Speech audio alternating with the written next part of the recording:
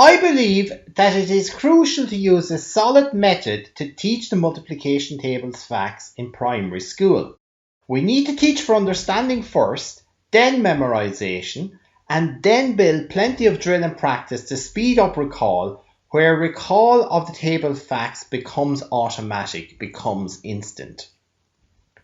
There is a sequence in which tables are usually taught in primary school, beginning with the 2s, 4s and 8s, then 5s and 10s, followed by the somewhat more tricky 3s, 6s and 9s, and lastly usually comes the 7 times tables, probably the most difficult. Each multiplication table has its own pattern and poses a different challenge to learners.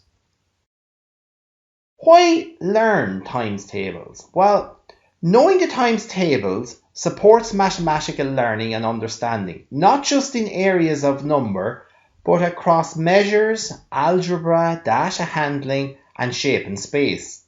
I firmly believe that children who have a strong grasp of their times tables are more confident when learning new mathematical concepts and, importantly, enjoy the subject more. But note, big note, I've said strong grasp and not simply memorized. So the children, they should have a strong grasp of the underlying concept, have a conceptual understanding, and only then combine that with drill and practice and memorization of the table's facts. When a child doesn't know their times tables, it can obstruct progress, as they can't draw on this knowledge to solve other maths problems. It is essential that the building blocks, such as tables facts, are secure for the child and accurately recalled at will. How does one best introduce the concept of multiplication to children and build a set of facts, fact knowledge, but knowledge with understanding? Well, the approach that follows is one that we developed following a research review. I use it and it works very well in schools across the country. It is the same approach for each suite of multiplication tables facts, and we will outline that process now. The process, say, for introducing a set of tables facts, such as the 6 times tables. To begin with, always set the learning within a real life context. Example, for 6 times tables, take the scenario. A delivery driver for an egg company is delivering eggs to shops around County Wexford. The eggs are packed in cartons of 6. Murphy's Corner shop in Enniscorthy wants 36 eggs. The driver goes out and instead of counting out 36 individual eggs, 1, 2, 3, 4, 5, 6, 7, the driver knows his multiplication tables and he knows if there are 6 eggs in a box, then 6 boxes of 6 equates to 36. Or 6 plus 6 plus 6 plus 6 plus 6 plus 6 equals 36. So 6 boxes of 6 equals 36 eggs in total. So he brings in 6 boxes. At the local Spar, they want 60.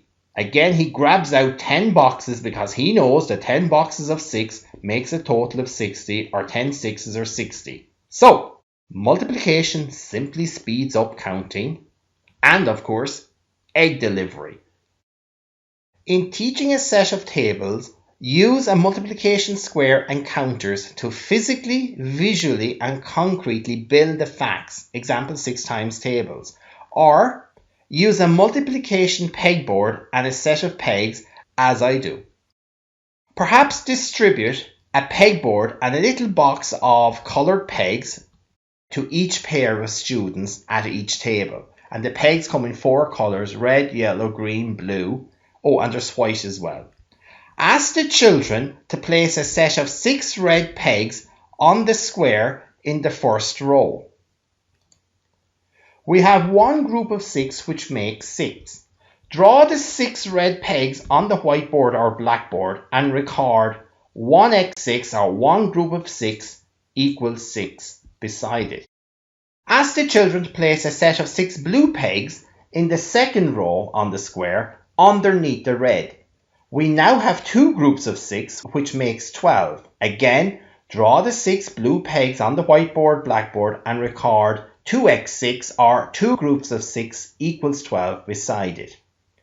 Record 2x6 equals 12, emphasizing that the x in the equation stands for groups of, and they are equal groups, which underpins the principle of multiplication, because multiplication is all about equal groups.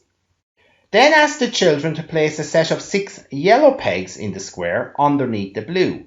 We now have 3 groups of 6, which makes 18, and again record 3x6 or 3 groups of 6 equals 18 on the blackboard, whiteboard, again emphasizing that the x stands for groups of. We have 3 groups of 6 to make 18.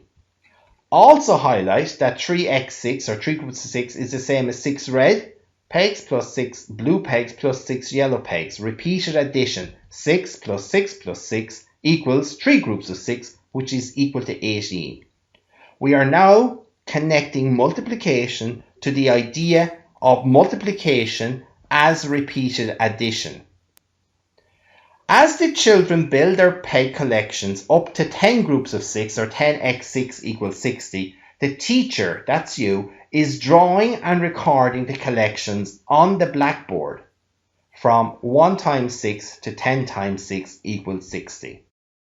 When built, the children have a very visual representation of the 6 times tables before them, from 1 group of 6 to 10 groups of 6. 1x6 to 10x6 equals 60. Now, the children then record the 10 facts of 6 times tables into their maths copies, as drawn on the blackboard, and they draw the peg collections. The key idea here is as follows. When the children are at home learning their 6 times tables, when they say 7 sixes or 7 groups of 6, they have a visualization of 7 groups of 6 making 42. They are seeing in their mind's eye 7 groups of 6, and for the weaker child, they see that they can count 6 plus 6 plus 6 plus 6 plus 6 plus 6. Get there by repeated addition. So they can rely on and use repeated addition, and they can see the visual representation of 7 groups of 6 and count up to 42 by repeated addition until such a time as they memorize and establish that fact by automatic recall. Once the children have built and recorded the 6 times tables, give them sums to solve and complete in their copybooks. Example, 7 groups of 6 equals or 5x6 equals, where they use the imagery and peg arrangements to solve the equations. Follow on to posing and solving multiplication problems, word problems. Example, if there are 6 apples in a box, how many would there be in 6 boxes? So give them a chance to apply their knowledge of 6 times tables in real life problem solving contexts. The tables facts, well, they simply must be learned, must be known and easily recalled by the children if they are to experience success in mathematics across all areas of mathematics. Learning some mathematical material so it can be recalled automatically, in other words, memorizing, assists rather than detracts from the process of developing conceptual understanding in maths. Educational research shows memorizing supports understanding and understanding supports learning. So, my strong advice is to use counters on a multiplication square or the pegboard multiplication square as outlined here and its technique to illustrate and solidly build the concept of each set of multiplication tables in turn with your class.